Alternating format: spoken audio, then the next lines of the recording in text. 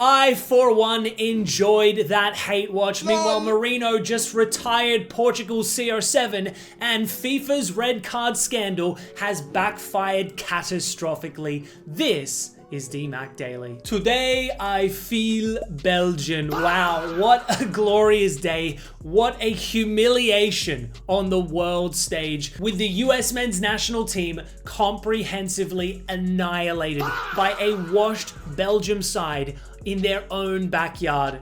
Chef's kiss. Turns out it's not called soccer. Donald Trump put the fries in the bag. I don't think you're going to be able to fix this one with a simple phone call. Respect, though, to Balogun in the end for doing the right thing today and simply not showing up. I, for one, thought that was a classy move. Top 10 respect moments for sure. Okay, that's enough. I'm sorry. It's just that was probably the most satisfying hate watch in all of football history. I know the Yank supremacists are already crashing out at my disrespect in the comments below. I mean, yesterday's criticism of FIFA certainly rattled a fair few patriots, but regardless, what a crazy result we witnessed today. One I didn't anticipate, if I'm being completely honest. Okay, sure, the US was yet to take on a strong team, but the manner at which they opened their World Cup campaign was genuinely impressive. They completely destroyed Paraguay. They destroyed the Socceroos, and despite losing to Turkey with a rested team, they still topped the group and then deservedly advanced over Bosnia. Beyond the results,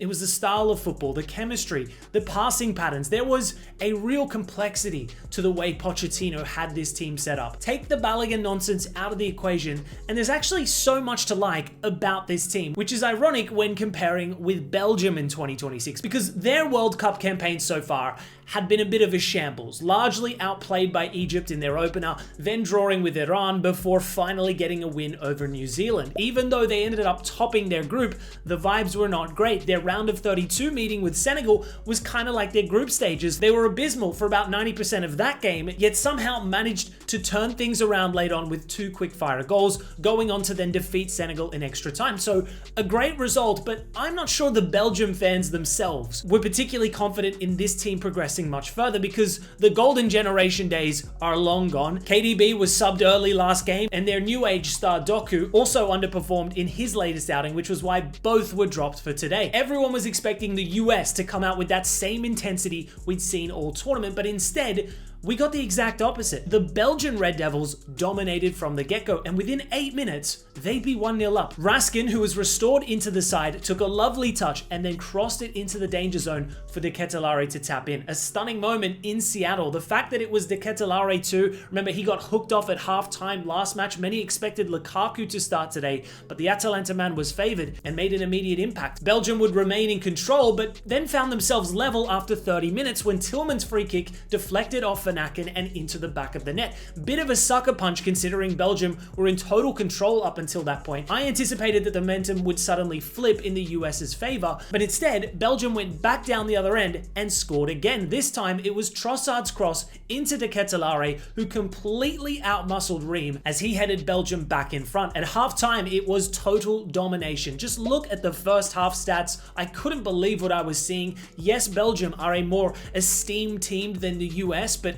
considering the occasion, the location, and the form Pochettino's side were in prior to today with their full-strength side, I think every US player and fan were shell-shocked coming into the break. The home side were facing a reality check, and 10 minutes into the second, it got even worse. Goalkeeper freeze with a complete howler, caught in no man's land, giving the ball away to Vanaken, whose effort then awkwardly struck last man Ream before rolling into an empty net. That goal was the stuff of Sunday league level errors, a humiliating moment that kind of summarized their day in the end. Just sloppy all across the park. And late on, Lukaku went on to seal an emphatic 4-1 victory with a great finish, by the way, on his right foot. This guy is low-key cooking off the bench, may I add. 3 substitute appearances against New Zealand, Senegal, and the US. 3 shots, 3 goals to his name. Big Rom has still got it. So Belgium, one of the most heavily criticized teams at this year's tournament, now find themselves in a World Cup quarterfinal off the back of a dominant win against a good team, completely outclassing the host nation on their own turf. Off the back of all the drama, that's got to be such a satisfying result. In terms of the performance, every single player today for Belgium were outstanding. Both of their center forwards delivering. I thought the wide players were exceptional and made an impact. Tielemans just superb, carried last match with 2 goals. Today, 0 goals to his name, but just as influential, completely dictated the pace in midfield. Also got to give credit to the manager. He brought Ngoy back into the side. That was a gamble, having seen red in his last outing. Today, he was superb. His pace and physicality really stifled Balogun's influence, especially in those wide channels. So Red Devils humble the US and keep on marching. Meanwhile, I don't know what to think about the US off the back of today. Obviously, I've taken the piss out of this US team at times, but in all seriousness, I'm really shocked at what's unfolded here. Because, you know, where the US is in the broader context of global football dominance, exiting in the round of 16 isn't a disastrous outcome in comparison to a team like Brazil or Portugal who have much higher expectations. But it's the way in which the US capitulated today that was so disastrous. It didn't quite make sense either, considering they had a full strength team too. Maybe the occasion or the drama leading into this match took its toll today, because that was an atrocious way to go out. That being said, there's still a lot to be optimistic about in regards to the future of US football. So many young talents coming through in this squad, in MLS and abroad in Europe. The talent pool is legit, but they've evidently got a long way to go to match it with the top teams. We head over to Dallas next, as Portugal have been dumped out of the World Cup by Spain 1-0 thanks to a late winner from super sub Mikel Merino. His goal marking the end of Cristiano Ronaldo's international career with Portugal alongside Roberto Martinez's stint as their manager. Not gonna lie, this match was a punish to watch. Seriously, what was that? A far cry from the entertainment we saw 24 hours prior. Although, to be fair, this result kind of checks out in many ways, because despite the fact that Portugal v Spain on paper is eye-catching, you know, there's the Yamal v Ronaldo angle, it's 2 fierce rival nations, both of which possess world-class players. The rematch of last year's Nations League final, yeah, it should be exciting, but neither country had really set the World Cup alight leading into this match. Spain were rather uninspiring in the group stages. That Cabo Verde draw stunned everyone. They then made light work of Saudi Arabia before narrowly prevailing over a woeful Uruguay side. And sure, the round of 32 saw a largely improved performance via Austria, but this Spain side was still yet to be tested against top opposition. The only positives were that defensively, they looked very organized, and with each game, Yamal was growing in influence. As for Portugal, their World Cup campaign had been dominated by largely negative headlines. CR7 copping the brunt of the criticism. He and his team then thumped Uzbekistan, but were then brought back down to earth by Colombia a couple days after. All negativity seemingly disappeared though, as Portugal got the better of Croatia in a World Cup epic, a match that saw CR7 finally get his knockout stage goal. So the stage was set for arguably the biggest pound for pound matchup of the entire tournament, but instead we were subjected to a poor showing. There were some decent chances throughout.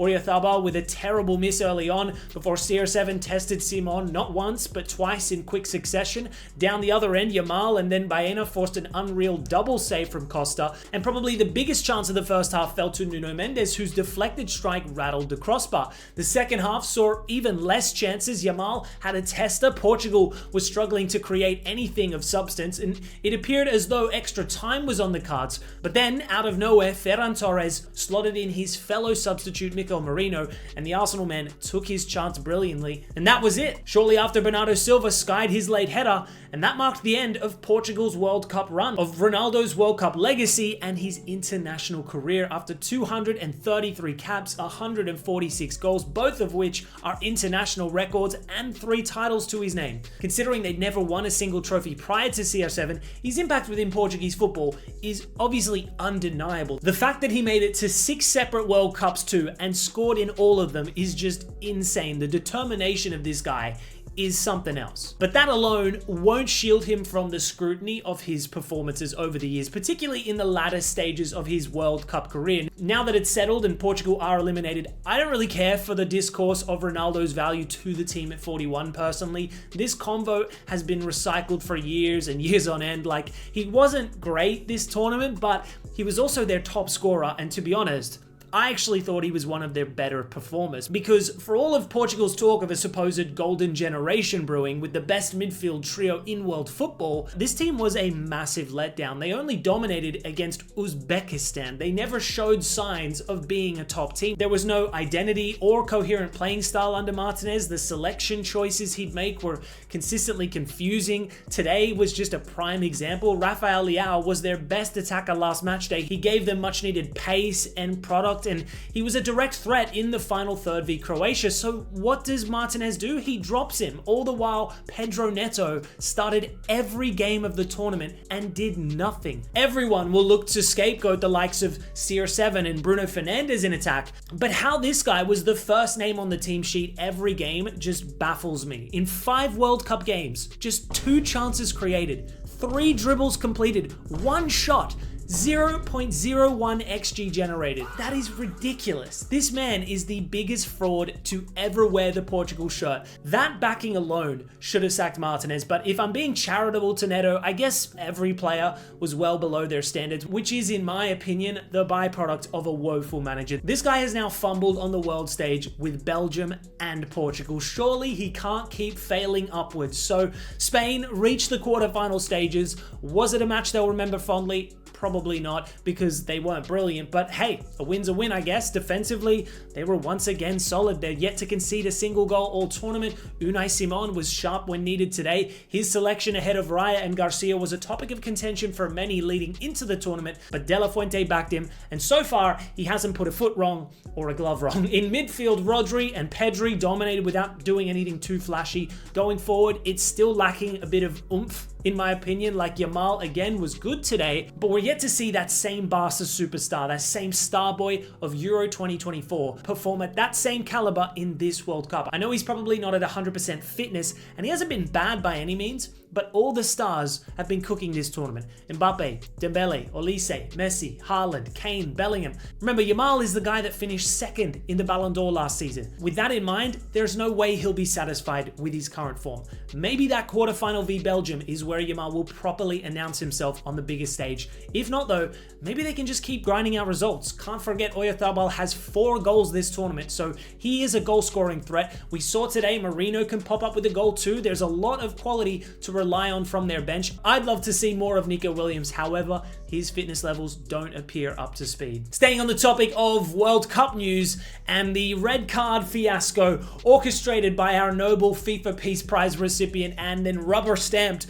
by the corruption king himself, Gianni Infantino, has unsurprisingly backfired in spectacular fashion. I mean, who could have possibly predicted that a head of state directly interfering and literally contradicting FIFA's own disciplinary process to overturn a player's suspension would cause absolute chaos? The answer is everyone. Well, except the dumbest and loudest of Americans, unfortunately. Look, I said this yesterday, that this ruling exception for Balogun would open a Pandora's box that FIFA will not be able to contain. And lo and behold, that's exactly what's happened. In the immediate aftermath of this ruling, France then lodged an appeal to have Elise's yellow card rescinded, while England are weighing up an appeal against Quanza's red card against Mexico, a decision which is objectively farcical. That's a clear-cut red card, but if Balogun's suspension can be put on probation for a year, why can't Quanza's red card or Elise's yellow? Do you see how ridiculous that is? Like, FIFA has now shown that its own disciplinary process isn't set in stone. Once one federation sees an automatic suspension overturned following outside intervention, it's going to instigate a domino effect. The dumbest part of this is that FIFA's own rulebook specifically denounces this exact situation. Article 15C of the FIFA statutes requires member associations to, quote, avoid any form of political interference, while Article 19.1 states they must manage their affairs independently and, quote, without undue influence from third parties. Breaching either of these can see a member association suspended by FIFA, stripped of its membership rights, and barred from international competition. Yet some somehow, after the President of the United States personally phoned Infantino and lobbied for Balogun's red card to be overruled, FIFA essentially go, yes sir.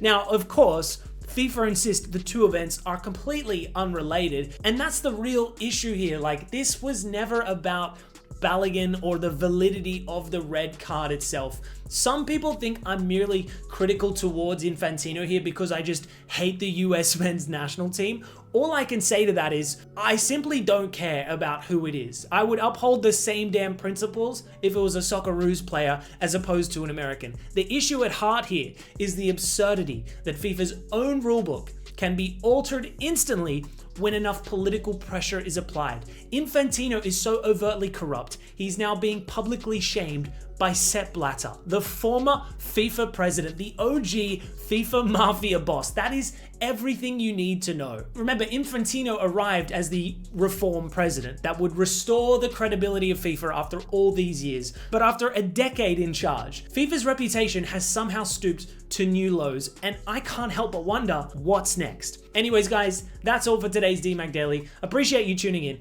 and I'll see you tomorrow.